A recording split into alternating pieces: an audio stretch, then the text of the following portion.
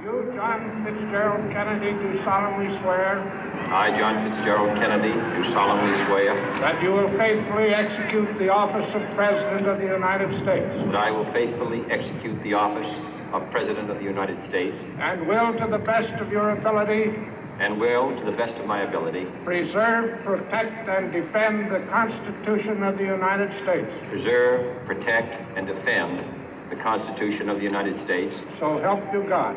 So help me God.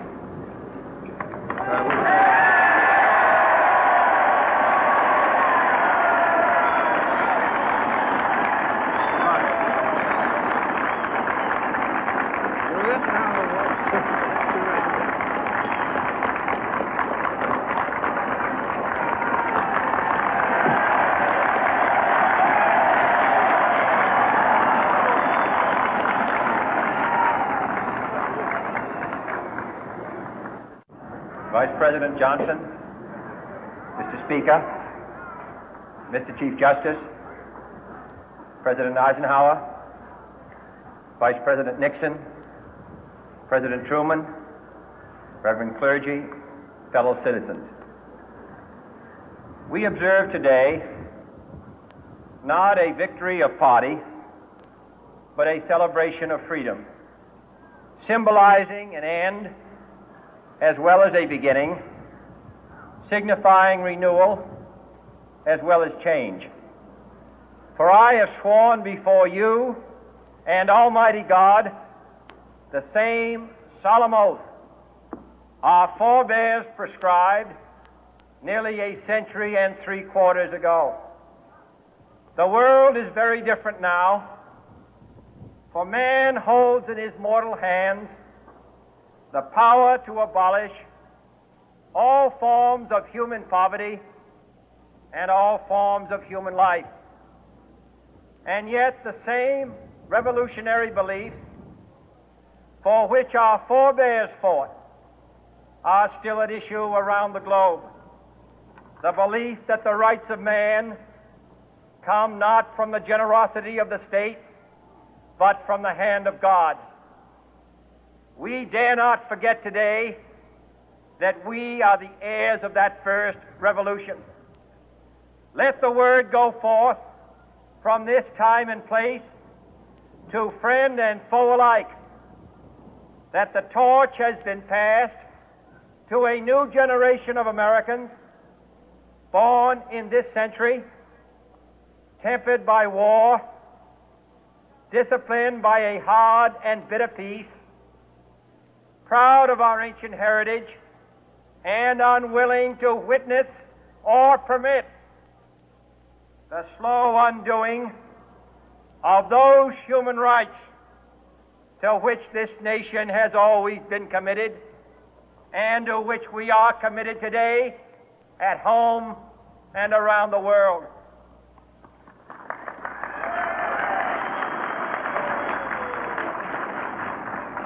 Let every nation know, whether it wishes us well or ill, that we shall pay any price, bear any burden, meet any hardship, support any friend, oppose any foe to assure the survival and the success of liberty.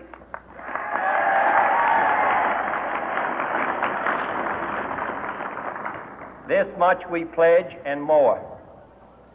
To those old allies whose cultural and spiritual origins we share, we pledge the loyalty of faithful friends. United, there is little we cannot do in a host of cooperative ventures. Divided, there is little we can do, for we dare not meet a powerful challenge at odds and split asunder. To those new states whom we welcome to the ranks of the free, we pledge our word that one form of colonial control shall not have passed away, merely to be replaced by a far more iron tyranny. We shall not always expect to find them supporting our view, but we shall always hope to find them strongly supporting their own freedom, and to remember that in the past, those who foolishly sought power by riding the back of the tiger ended up inside.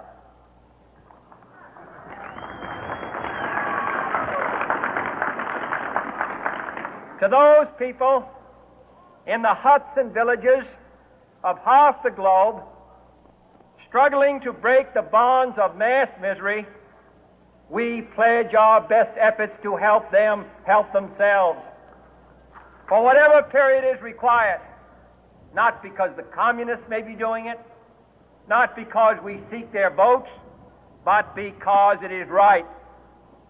If a free society cannot help the many who are poor, it cannot save the few who are rich.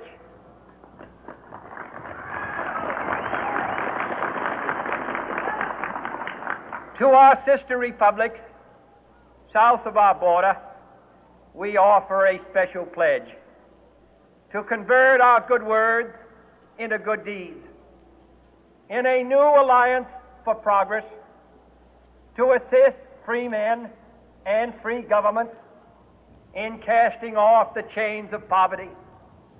But this peaceful revolution of hope cannot become the prey of hostile powers. Let all our neighbors know that we shall join with them to oppose aggression or subversion anywhere in the Americas. And let every other power know that this hemisphere intends to remain the master of its own house.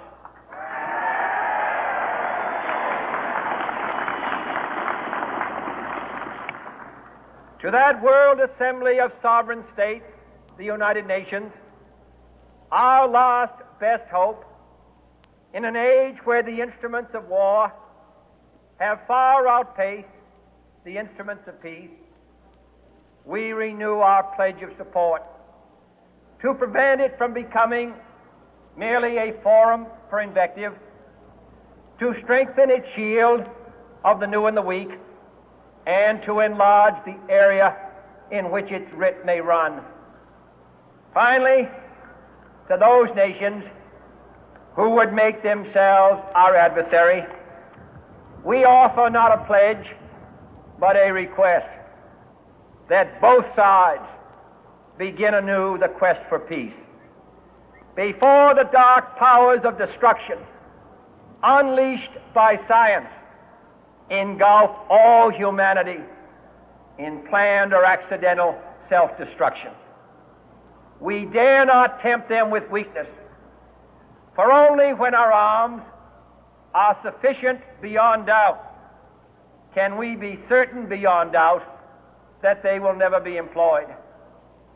But neither can two great and powerful groups of nations take comfort from our present course, both sides overburdened by the cost of modern weapons, both rightly alarmed by the steady spread of the deadly atom, yet both racing to alter that uncertain balance of terror that stays the hand of mankind's final war. So let us begin anew, remembering on both sides that civility is not a sign of weakness, and sincerity is always subject to proof. Let us never negotiate out of fear, but let us never fear to negotiate.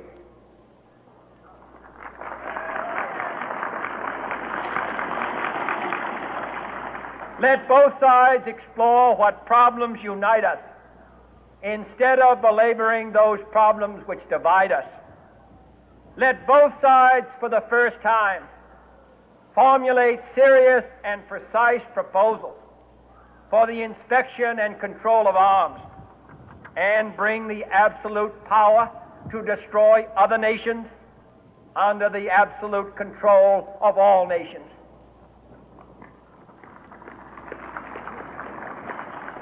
Let both sides seek to invoke the wonders of science instead of its terrors. Together, let us explore the stars, conquer the deserts, eradicate disease, tap the ocean depth, and encourage the arts and commerce. Let both sides unite to heed in all corners of the earth the command of Isaiah to undo the heavy burden and let the oppressed go free. And if a beachhead of cooperation may push back the jungle of suspicion, let both sides join in creating a new endeavor, not a new balance of power, but a new world of law, where the strong are just and the weak secure and the peace preserved. All this will not be finished in the first 100 days, nor will it be finished in the first 1,000 days, nor in the life of this administration, nor even perhaps in our lifetime on this planet. But let us begin.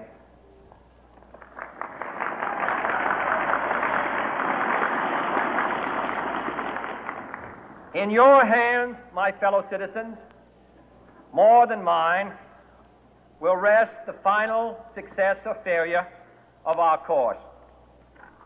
Since this country was founded, each generation of Americans has been summoned to give testimony to its national loyalty. The graves of young